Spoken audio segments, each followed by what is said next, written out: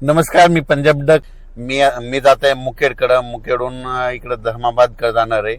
या ठिकाणून या भागात असल्यामुळे या शेतकऱ्याला एक अंदाज देणार आहे. हे मुखेड हे जवळपास नांदेड जिल्ह्यामध्ये आज आहे 8 मे 2026. तर राज्यातल्या सर्व शेतकऱ्याला सांगू इच्छितो की आणखीन 8, 9 आणि 10 आणखीन 3 दिवसात राज्यामध्ये वातावरणात थोडा बदल राहणार आहे.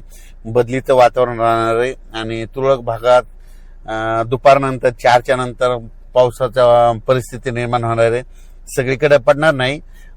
हे अवकाळी पाऊस आहे, मान्सून पूर्व पाऊस आहे, म्हणून हे विखुरलेल्या स्वरूपात आहे. म्हणून हा अंदाज सर्व शेतकऱ्यांना लक्षात यायचा. मग हे त्याच्यामध्ये नांदेड जिल्हा झालं, विदर्भामध्ये काय विदर्भ, पूर्व विदर्भ, पश्चिम विदर्भ, 5-11 जिल्ह्यामध्ये वर्धा, नागपूर, भंडारा, गोंदिया, चंद्रपूर, यवतमाळ, वाशिम, हिंगोली, अमरावती, अकोला, बुलढाणा याच्यामध्ये जिल्ह्यामधून 2-4 ठिकाणी 10-20 ठिकाणी असा अवकाळी पाऊस पडणार आहे. सर्वदूर पडणार नाही, म्हणून हा अंदाज त्या विदर्भातल्या शेतकऱ्यांना लक्षात यायचा. त्याच्यानंतर मराठवाड्यामध्ये नांदेड जिल्हा झालं, लातूर जिल्हा झालं, बीड जिल्हा झालं, परभणी जिल्हा झालं, जालना जिल्हा झालं, संभाजीनगर झालं, धाराशिव या भागात देखील जिल्ह्यात क्वचित मध्ये 10-15 ठिकाणी हे अवकाळी या 2 दिवसामध्ये पाऊस पडणार आहे, म्हणून हे लक्षात यायचं. पश्चिम महाराष्ट्रात देखील हीच परिस्थिती राहणार आहे आणि उत्तर महाराष्ट्रात देखील तुरळक भागातच विखुरलेल्या स्वरूपाचा हे पाऊस असणार आहे. पण राज्यातल्या हळद लागवड करण्यासाठी आणि ऊस ज्यांचा वाळत आहे त्या ऊसासाठी एक आनंदाची बातमी, कारण की राज्यामध्ये 15 मे ते 20 मेच्या दरम्यान राज्यात चांगला पावसाळ्यासारखा पाऊस येणार आहे, म्हणून हा अंदाज लक्षात यायचा.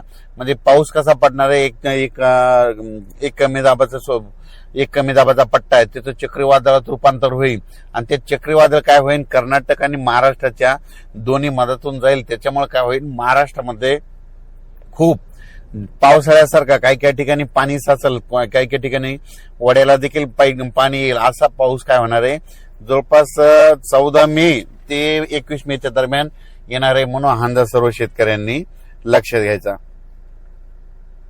मग सांगायचं झालं तर नाही, हे पाऊस पूर्व विदर्भ, पश्चिम विदर्भ आणि त्या नेमकं पूर्व आणि पश्चिम विदर्भामध्ये शेतकऱ्याचे हळदी शिजवायले, तर त्यांना सुद्धा सांगू इच्छितो की तुम्ही काय करा, जवळपास 14 मे पर्यंत तुम्ही तुमच्या हळदी काढून झाकून ठेवा, कारण की 15 ते 20च्या दरम्यान चांगला पावसाळ्यासारखा पाऊस विदर्भात पडणार आहे, म्हणून हे लक्षात यायचं. मराठवाड्यामध्ये देखील नांदेड जिल्हा, परभणी जिल्हा, हिंगोली जिल्हा, हिंगोली, जालना जिल्हा, संभाजीनगर, बीड, धाराशिव ह्या भागात देखील चांगला पावसाळ्यासारखा पाऊस पडणार आहे आणि ऊस शेतकऱ्यासाठी हे जीवदान ठरणार आहे, म्हणून हा अंदाज त्या ऊस शेतकऱ्यांनी लक्षात यायचा.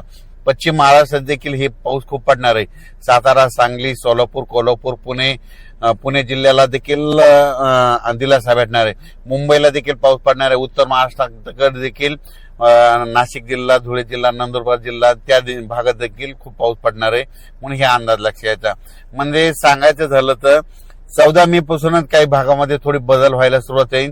मात्र 17 ते 22चा पाऊस राज्यामध्ये ठिकठिकाणी काही ठिकाणी मुसळधार बी पडेल, काही ठिकाणी रिमझिम पडेल, कुठं सोडून देईल, काही भागात जास्त होईल, त्याच्यामध्ये गारपीट देखील होईल, म्हणून हे अंदाज देखील सर्व शेतकऱ्यांनी लक्षात यायचा.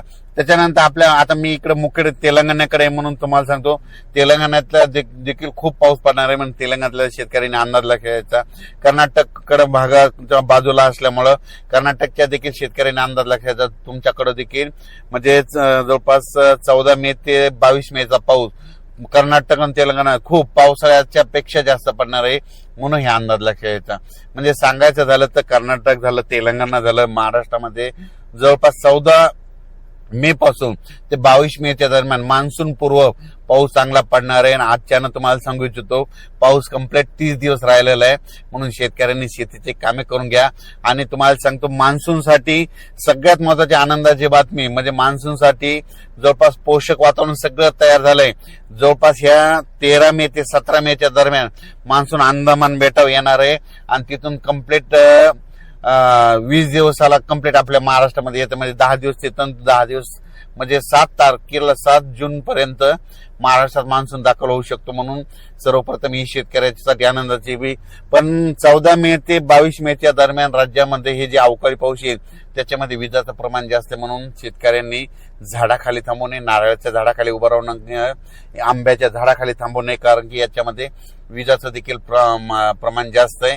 आणि तुम्हाला एक सांगू इच्छितो, या राज्यात सगळ्यात महत्वाचं म्हणजे 15 मे पासून राज्यातलं सगळ्यात महत्वाचं जे उन्हाचा जे पारा वाढत गेलेला आहे त्याचं पारा कमी होणार आहे. सगळीकडला पारा 40 अंशाच्या खाली येणार आहे. म्हणून हा अंदाज लक्षायचा. आणि पारा खाली आल्याच्या नंतर राज्यामध्ये ढगाळ परिस्थिती राहील. काही काही ठिकाणी पाऊस देखील आहे. मुंबईकरांना देखील उकाड्यापासून दिलासा भेटणार आहे. पुणेकरांना देखील उकाड्यापासून दिलासा भेटणार आहे. संभाजीनगरकरांना देखील उकाड्यापासून दिलासा भेटणार आहे. सांगायचं झालं तर पूर्व विदर्भ, पश्चिम विदर्भ, दक्षिण महाराष्ट्र, उत्तर महाराष्ट्र, कोकणपट्टी, खानदेश सगळीकडे 14 मे पासून दररोज वेगवेगळ्या 2-2 दिवस वेगवेगळ्या भागात मुक्काम करत हे पाऊस पूर्व मोसमी पाऊस हे बरसणार आहे. म्हणून अंदाज सर्व शेतकऱ्यांनी लक्षात घेतलं.